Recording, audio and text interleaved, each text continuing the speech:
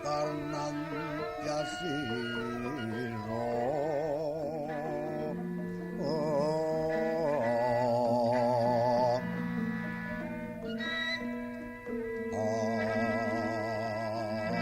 alon angandika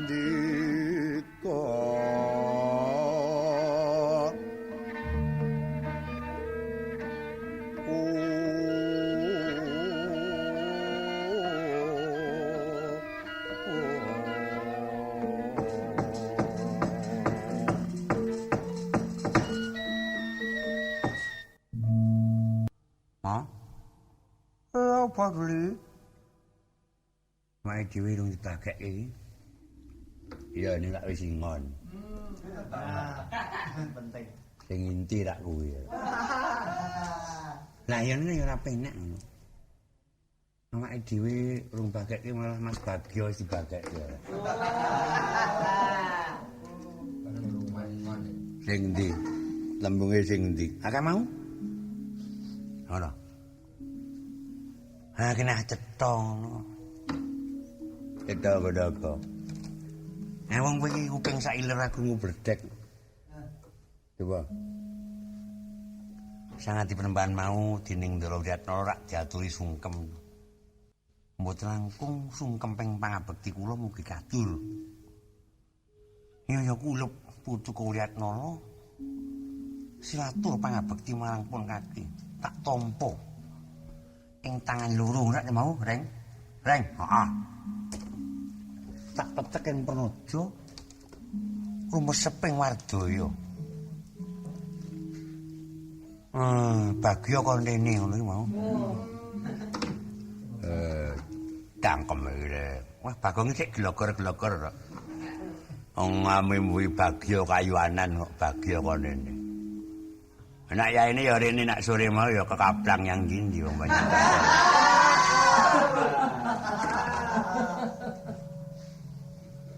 Takoni nyang ndi, nyang cilik warisku.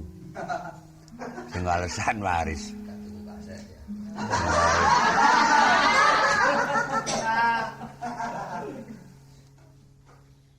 Niki bergumon. Me tantrik sambung. Bergumon jroning padha dedep tidem perbawaning ratri.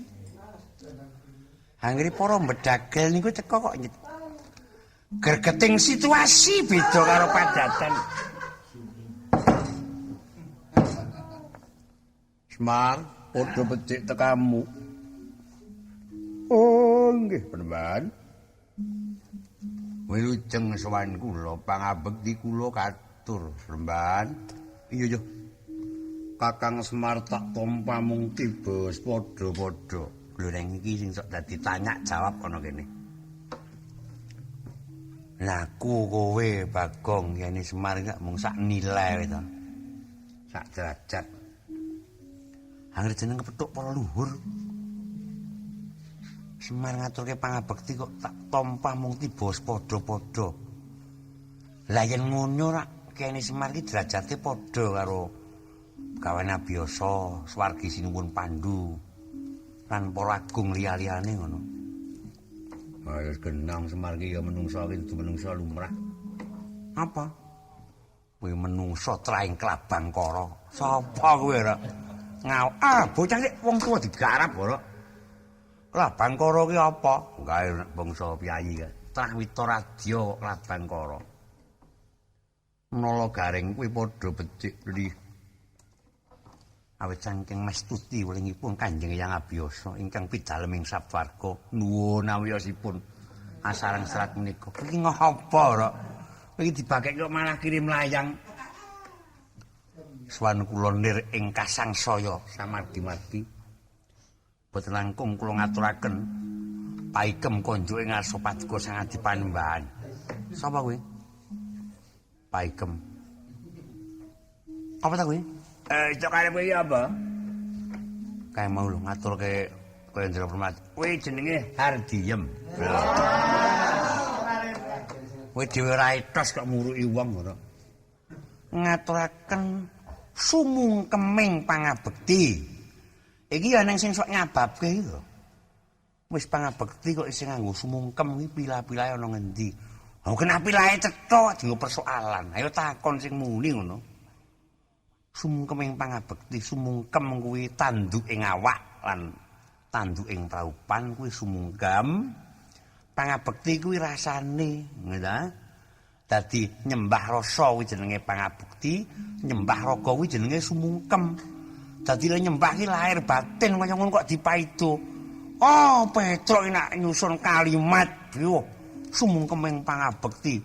Dobel kuwi jenenge. Nek kono pancen penemune wong dhewe-dhewe ning aku ngucap iki nganggo watonan. Badan apa? Taune sastra dadi sastra sapa? Sastra Tukidul ngono dadi sastra apa?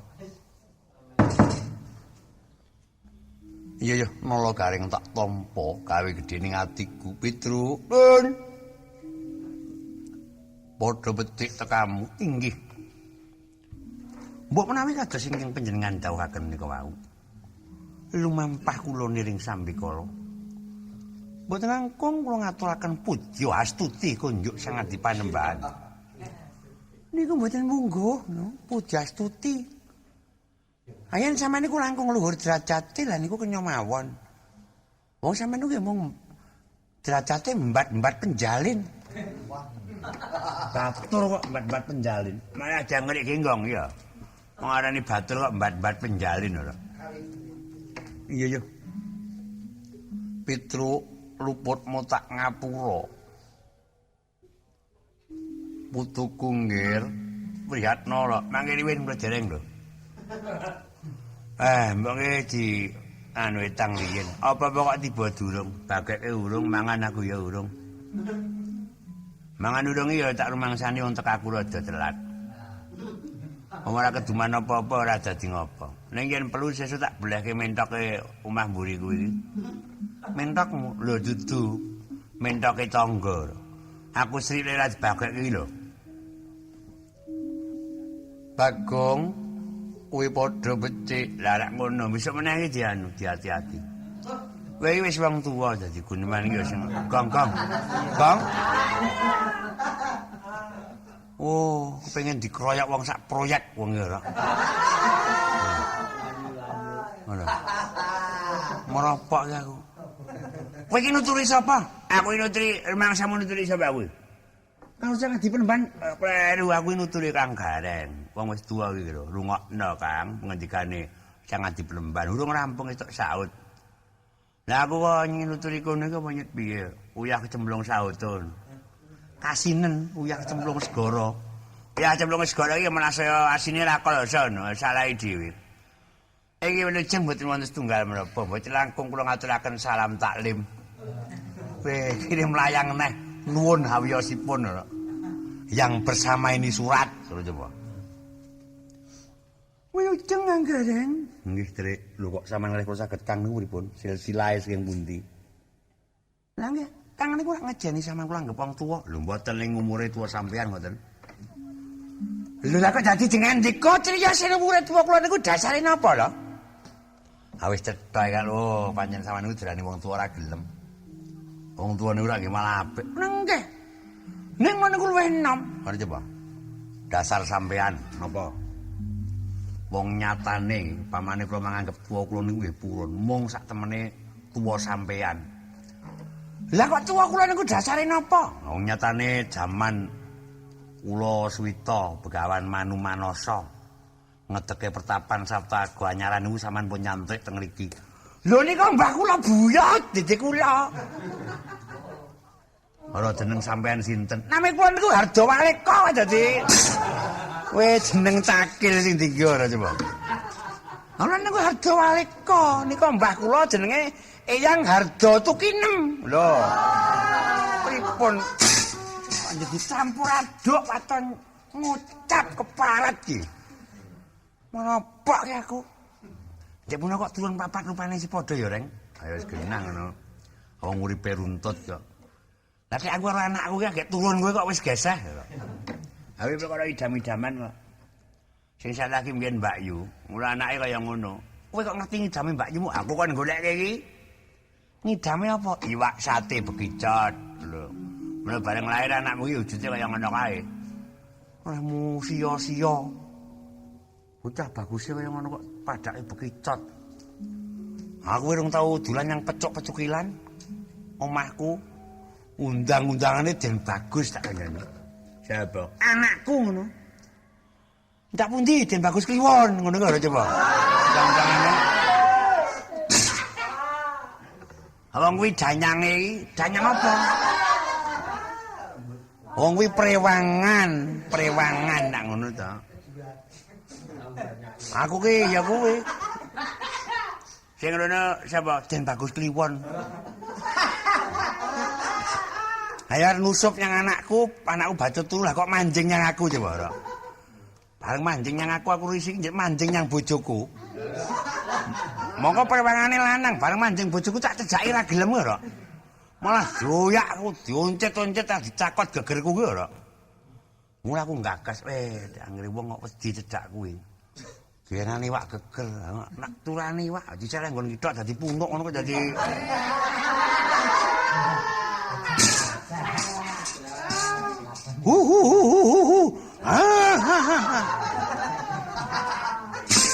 Ora jane kowe guyu apa njegok ta kowe kok. Guyu kok Lha kok dadi undang-undangane Den Bagus to. Iya. Kepiye to? Aku kira nempur tanpa duit, ngangsu tanpa pikulan. Mergo kena sawaping anakku. Pendak dina aku ngalah berkah lho karo anakku. Kok nganti tekan semulehmu gendeng ya, Kang? Ora kok gendeng. Lah wong kok kira ngerti jasa-jasane ponakmu nyang aku, ngono to. Aku butuh apa kasembatan, wong prewangan dhek iki ora. Lah anakmu iki jenenge ra Kangkung to, lengkung kok Kangkung. Lah kok celuk Den Bagus Kaliwon, wong kuwi sing manjing ana kono, ngono to. Tak takoni. Suarane dadi cilik iki lho. Daleme pundi sampean? Nggih. Kayangan kula ngisor ketek kedong galar ngono lho.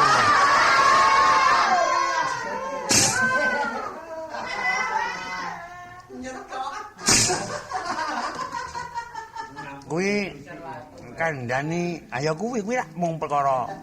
Ning kala-kala sing manjing yang anakku ya prewangane wedok iki, Gong. Sapa? Kepiye to? Njet cilik kae, anggere esuk iki suarane cilik. Sebutane Den Roro. Nyang dile tak arani iki isih lugas. Takon aku kulup, ngono cilik iki. Karo aku iso kulup, Bro. Nek wong polone amoh, bapake diceluk kulup nek wong sekarat. Aku prewangan, ngono iki lho. Prewangan kok ngaku dhewe lho. Ha sing arane ya wong liya no. Jeneng sampean sinten? Jenengku Katwi, ngono iki lho coba.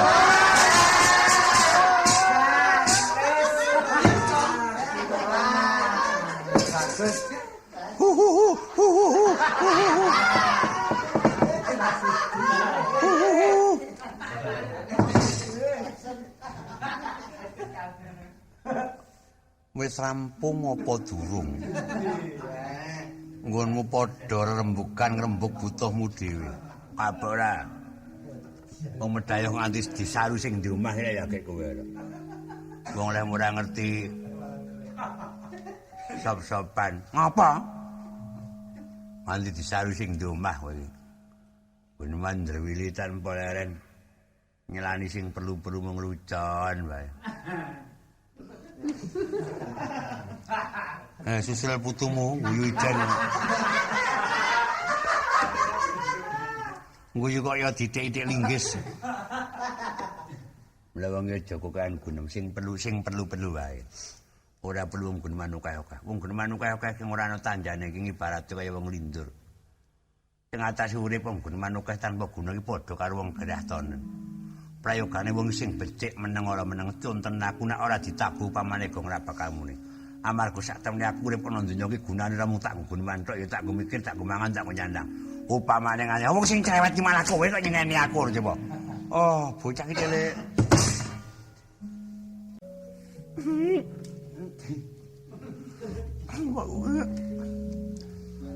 Ini Arjuna nangis.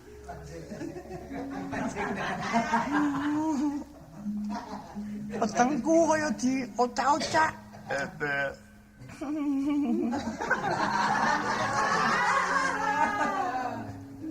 Apa neng nangis kok tune naturel liyane kuwi apa neng? Heeh. Aku ki gumun jane yo. Yang ngendi penembangan ngendi koyo terdak-terdok ngono ya cetha gara-gara kok geroyok. Terpak. Reng, apa? Kowe nangis yo, Reng. Berbela sungkawa, Reng. Wong cetha disusahi apa kok melu nangis. Nangis ya yang Wendra wis matur sasane perkara apa lha aku genti melu nangis kok. Yen kowe ora setya karo ndaramu. Sing jeneng setya ki piye? Darane bungah melu bungah, darane susah ya melu susah. Lah sing ngono ki ya iya wae ning susah Indra ki perkara apa? Anu susah Indra ki perkara njaluk piantu murih enteng aku kudu temandang gawe lah aku melu susah. Wong cetha sing susah ki kok aku melu susah ki ya jenenge wong rubuh-rubuh gedang sing tidak berarti ngono. Bagong meneh kowe. Ngapa? Ngapa? Luwe. Tarani ana kaitane karo lakon iki. Jebul gawe kagetan nang luwe kowe iki coba. Kuwi. Aku nang Wirata kuwi batur. Njaluk penggawean dadi pengurus kok ora ditampa aku. Sinuwun aku tau sowan dhewe, aja nangis, nangis ku dhewe ngopo kok. Suwan kula ngersakipun sinipun Prabu Pasupati nyuwun pendamelan dados pengurus. Mangsulanen pengurus lanang yen perekam eneng. Aku nu dhuwur kula semanten mlebu metu omah kok omahe cendhek napa mboten sundel. Aku anggere kelingan ngono jaman padha dadu ana Ngastina biyen kelingan pakartine si Durmagati. Padha ijen-ijenan tak tekak. Ene ngopo? Sayane wis dibalek kele nyilih rek kuwi. Nyilih rek iki didoli sepatu ngono ya wis akeh sepatune ngono.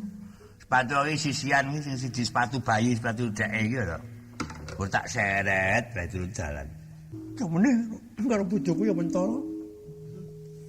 Ngirimi layang iki lho. Sapa? Kuwi Durmagati ora oleh ki ana Durmagati to. Kurawa ki anggepe Durmagati lak sing timba Ndara Janaka. Aku tenan weruh Durmagati. Semen warise ning Yoben nganyel. Kuwi durung yen padu karo bojone kandhane. Kaya sok padu. Arek wong urip ora tau padu kuwi. Anggere padu karo bojo ki apa sing ketok diucape iki? Tenan. Contone piye, Bang? Wah, sing wedok disengeni. Anu wong wedok ora tata, wong wedok ora ngerti kayane wong lanang. Aku enek wong adol gethuk liwat nyang ngarepe Durmagati diucap, "Encah-encah wong wedok rupamu kaya gethuk." Dadi apa sing ketok iki diucape? Ha sing wedok mangsul ya ben nyatane kaya ngene iki dadi selawase. Sing wedok ya ngunak padu ngono nek sing lanang apa sing ketok iki diucapke. Lah kok enek wong adol dawet tintil lho. Sing wedok muni wong lanang rupamu kaya dawet kuwi ya. Karo aku, dawet liwat sing lanang mangsuli genti. Wedok anggemo njaluk tak pegat. Endi wong wedok paksa menyang wong lanang. Endah-endah kok Pak Bayan ki liwat wong wedok rupamu kaya Pak Bayan ngono lho. Pak Bayan ki mandek enten apa ngono. Kuwi nak gunggung kok dadi.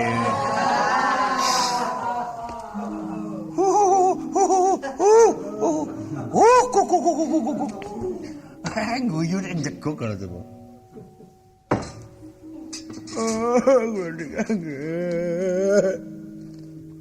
Anak iki dudu nangis drama iki tenan. Kula kelingan lakon kaya ngoten niku mboten ngambah Ngastina sakjek kula mati mboten dadi napa. Sakjeke urip mati.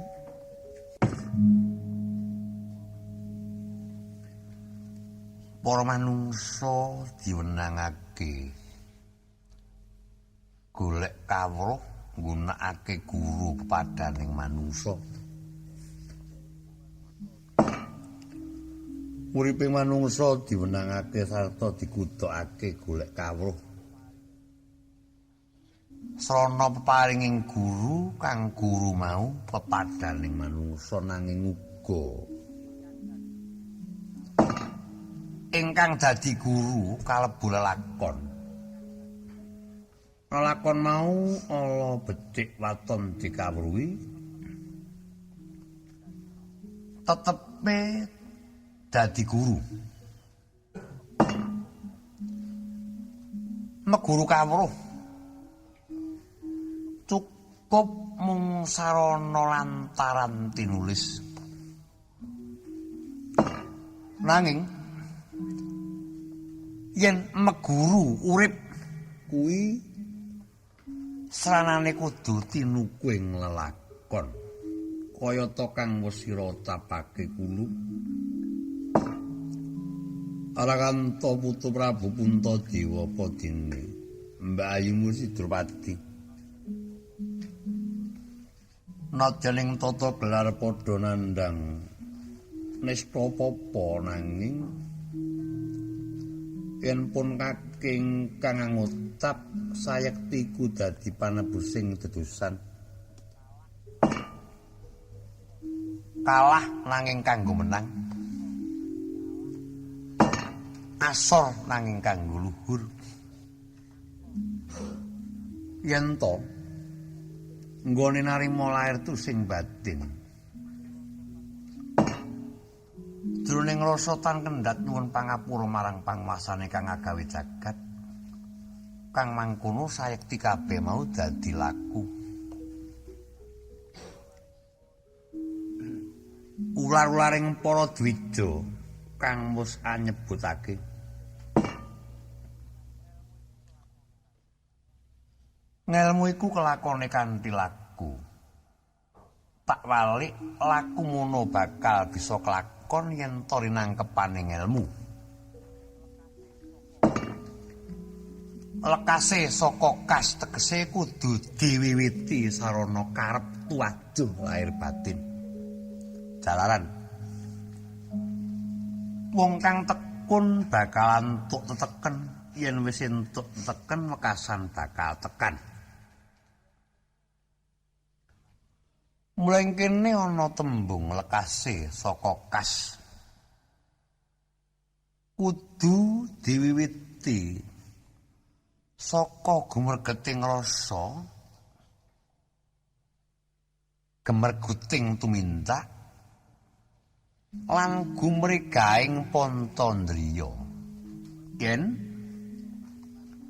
gumerget, gumergut lan gumregah tetelu mau wis nyawiji yaiku ingkang mujudake saloka bebasan.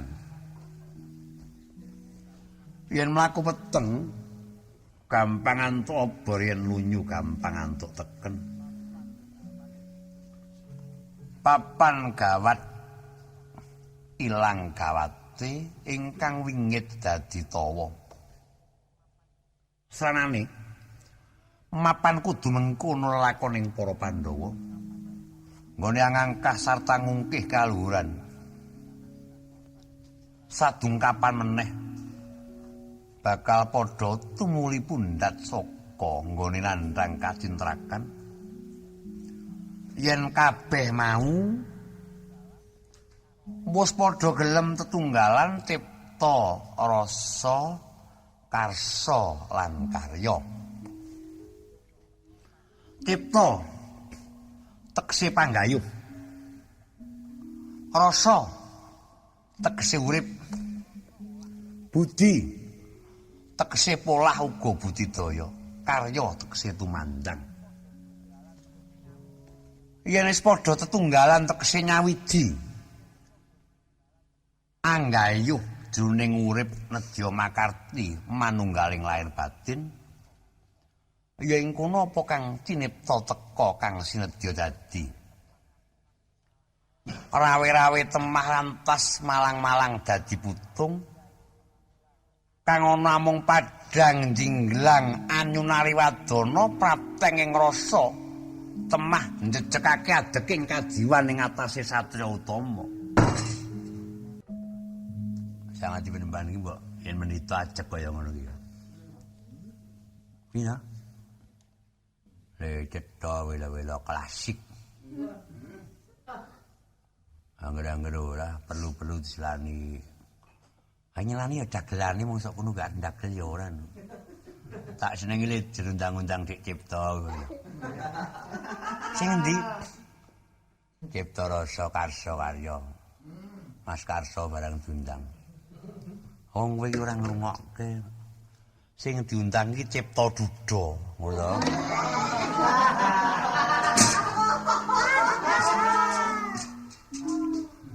Mula anakku wedok tak pengen cedak-cedak. Wis sor aja cedak-cedak kuwi lho sor. Kuwi Duda. Kok dhek mangsuli Duda aku saiki spray kok lho coba.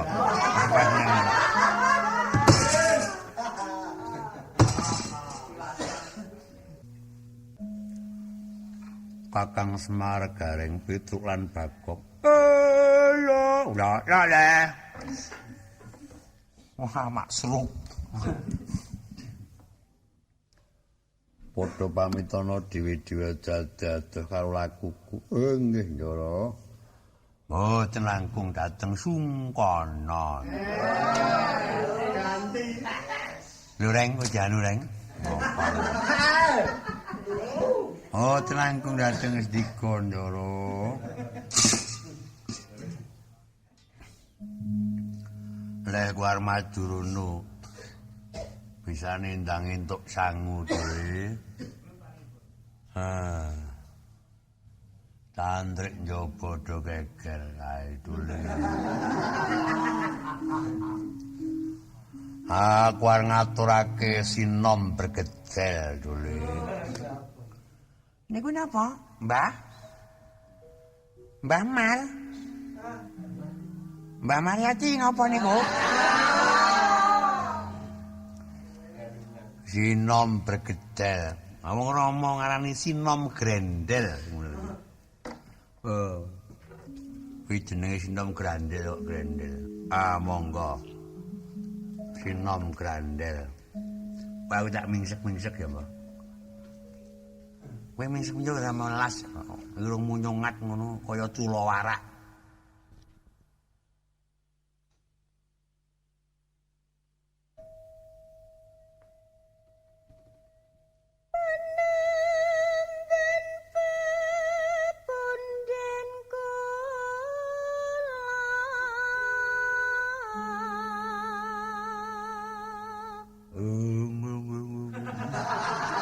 Sik Bagong ngruwancine kok di gonge ora. Tetungguling para rasi.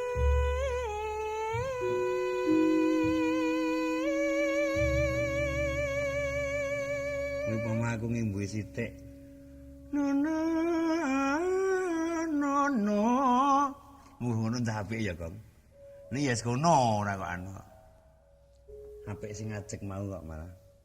Saindenging jagat. Ya, cacak sithik niki ya apik nyeni kok iki. Raya.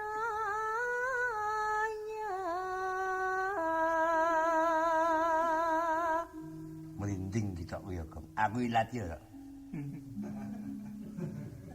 Wiwit sang pasane malam. Asih para Ngene. Pati.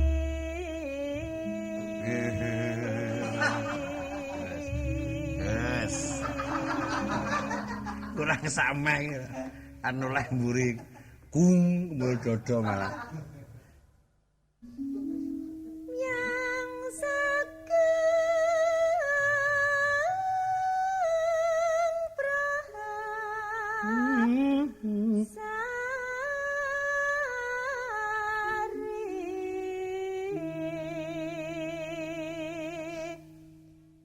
labet kandeling Ngene. neko Gus.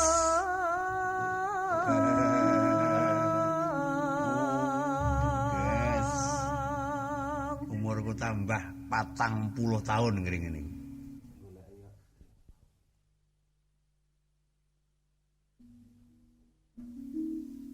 Murera ayune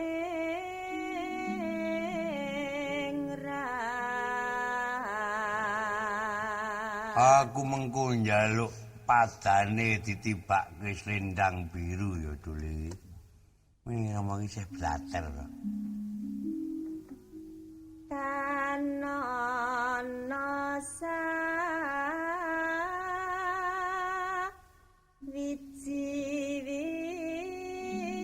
wiji-wiji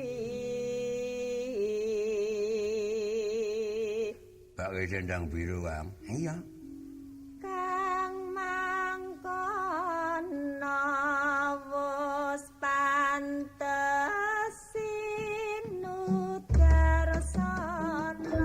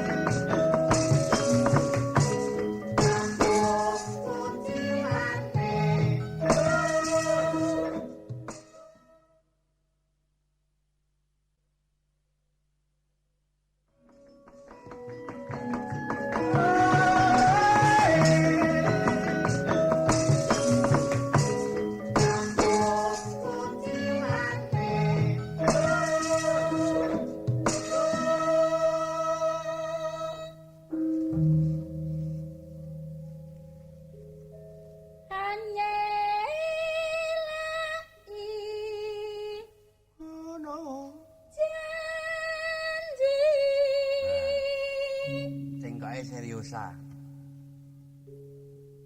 Selendang biru, selendang biru,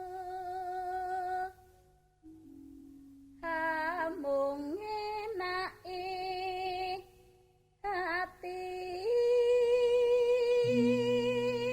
Plong. Bunange ninting.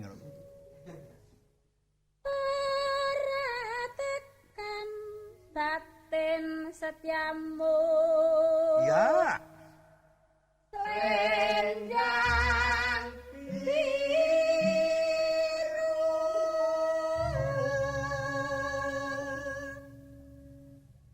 tata tono janjimu Gentak gentung jan. selendang biru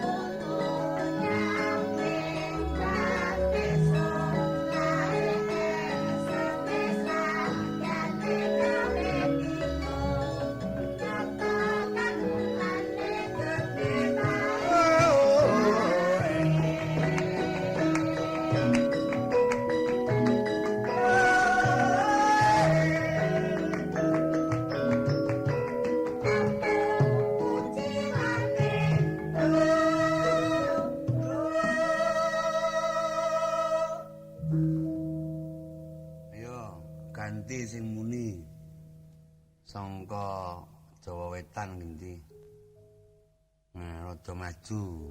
Wah, bocah rek wujute. Uyu. Apa ning sing do nggo plastik tak buntel. Angko nak disawang liyane aku mesti ngelongi ayune tenang. Wong wedok kok brengose trapang. Enten dudu.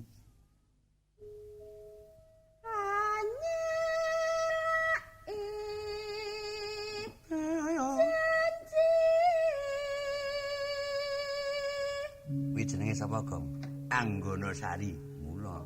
Selendang biru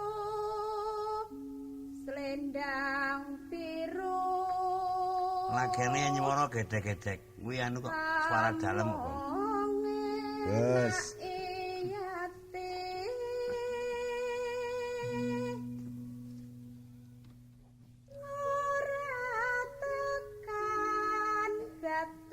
Setiamu Mikir tonggo kang wae. Wah, apalane ganti. Selendang biru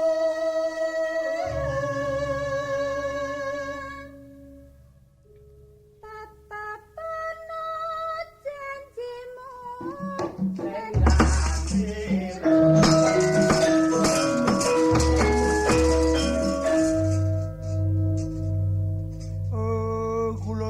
Pamit penemban, inggih kula nyuwun pamit penemban. Kula inggih nyuwun pamit penemban. Kula nyuwun pamit penemban. Dengane kok pamit maju bareng. Abene nak siji-siji. Sak karepku to. Kok ngerek aku lho. Badhe nderekaken ing wayah Ndara Wrihatnala. Kula badhe nderekaken ing wayah Ndara Wrihatnala. Pekaten ugi kula penemban. Kula ngingaten penemban. Lampah kula tebih salit gundang kula, lampah kula tebih luwe weteng kula. Lampah kula tebih kesel suku kula, lampah kula tebih ngantuk geger kula. Mripat, nggih mripat. Iya yo. Padha budal tak sangoni slamet. Dedeniku. Dedeniku. Nadane diatur. Sines niku kok penemban. Slamet sapa sangok iki. Slamet bledek wae rasa sangok.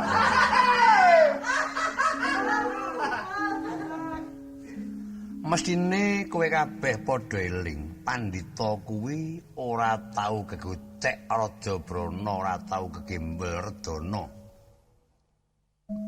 Aku ngerti glagating pasemon kowe arep njaluk sangu, aku ora duwe. Mung minangka liruning sangu ana pengaji kang pengajine ngungkuli bondo, kowe gelem nampa lungsuraku.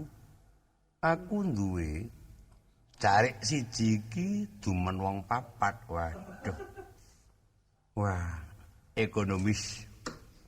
Wis ben berkahe ngono, berkahe. Aku njaluk tak suwek nguhem wae.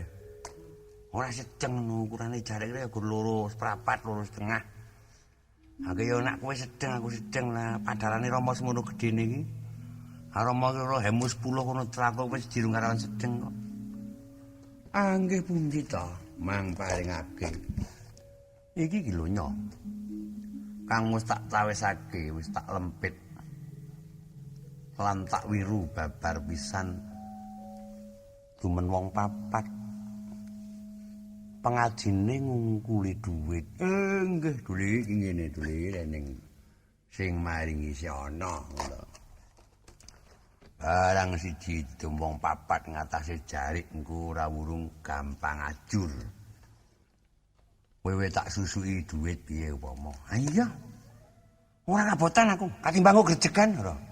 Kene butuh nganggo, kono butuh nganggo, mongko dinane tempuk. Ora wurung nak geger to ora. Ayo prayoga. Wewe tak susuki dhuwit. Ha iya, wis saiki ngene wae. Dikerto adi kira-kira jarik iki rega pira ngono wae. Wis kono padha dunduma, aku tak ora nunggoni. Nggih, Penemban. Jarik kaya ngene iki kira-kira pira? Ayo kuwi umume 16.000 payu kowe. Dan iki duit ngapa kuwi? Kaya 16.000 wani-wani ku kuwi gur 4.000. Oh, wis larangan aku 2.500 kok. Mongko aku iki wani-wani ku mung 1.000. Dadi tegese niki didumong 4 kowe 250. Nah, sawene kowe wis sing nyusuki. Ora iso gawe rega. Jare kaya ngono kuwi sajen ruwatan lho tak kandhani. Lah kok jebul dijeni 1.000. Kene tak gawane. Hanya gawanen. Lah kene.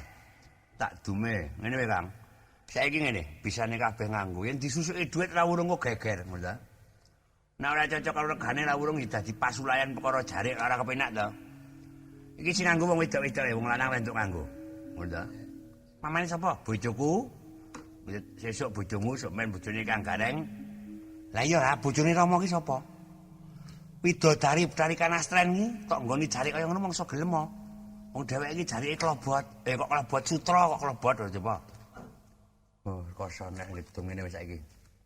Jare siji to. Iya. Bisane aja tuwuh tartas sak majaring rowang. Aja nuwahke ponco pakah ngantarane aku lan kowe ya. Aja Brontoyuda aku karo kowe lah ya. Carane mengkene. Nah, carane piye? Cari siji dumung 4 ya. Ayo ngono. Penatoke sik. Terus yang penator nak kaku to.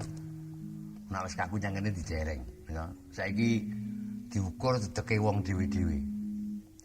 Angger sing dedeke dhuwur ya entuk sak dhuwuring dedak ambane. Engko yen Bagong ya sak Bagong, aku ya sak aku. Ayo sing malak Semar nung sing lemu dhewe kono ora. Wong ngedum mulai saking ngene ya. Cari siji di wong 4 ngono ta. Ya dule aku silak ngulu idu dule. Lah iya, cari kok ngulu idu. Cari siji di wong 4 iki bisane ora gerjekan dikelekke ngono ora apa-apa wis. Kaya tak tututi. Ora urung gerjekane kok. Wah, indah-indah menungso ora tau nyandang. Mriki kula dumke. Dum carek kok ora iso ora. Priye, Trek? Nih, mangko mriki carike. Niki carek to? Ayo, pokoke ngono ki celana. Carek siji. Itu mung 4. Wong 5 ayogane. Kula melu dum-duman. Aku kula weruh kok ora kei ora. Komisi ora. Ora iso ngono kok dadi wong sing diparingi wong 4. Niki carek siji. Didomong 4. Katimbangane geger kula balekne teng ngersane sing adi penemban mawon kula gawane. Lah anak kuwi jan rampung tenan anak wis tanpa kecekan. Tenan wis wah mentolo tenan iki jandre iki lho. Barang wis dilongi kok dijabel lho. Wah wis neran jabel ngundomono lho coba. Ya men. Kaya ngono ki kapokmu kapan. Lolonan nyolumaku.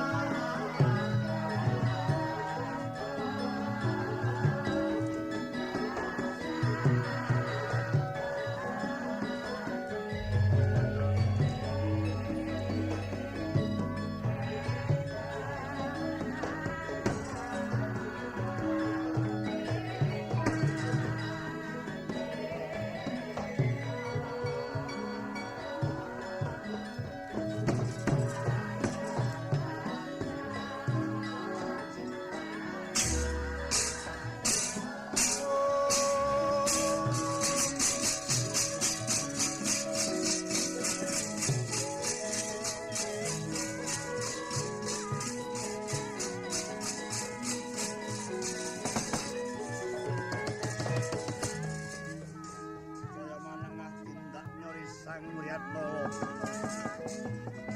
Sanyukta Brinta bayaning margotan ketang durga mengawan geger Brahmana Simandaka kenasat cakutung samya lumawi anepi Toto jalma tenang kono pangutabe batur padha biak semingau katitik senamar kandhani kang daeng katon Ae dudu wong ala masih treng spor mesin matu daeng atopo tur ning andana waraja manah kakepok sainan nadyan kapitawayangane Bakal bulan bodadi sak Perpak ketepuk sakala pindha snapon Sini keking mareng kowe inggih lemaksun lan gentos kang cinarita wantun ing raksasa saking negari Trikarta Mampet gandaning lenga jaing katon boten saronteng manah samya tumedul saking ngrumbul nyamping kang panging kayon pating kurupak pating cetot swarane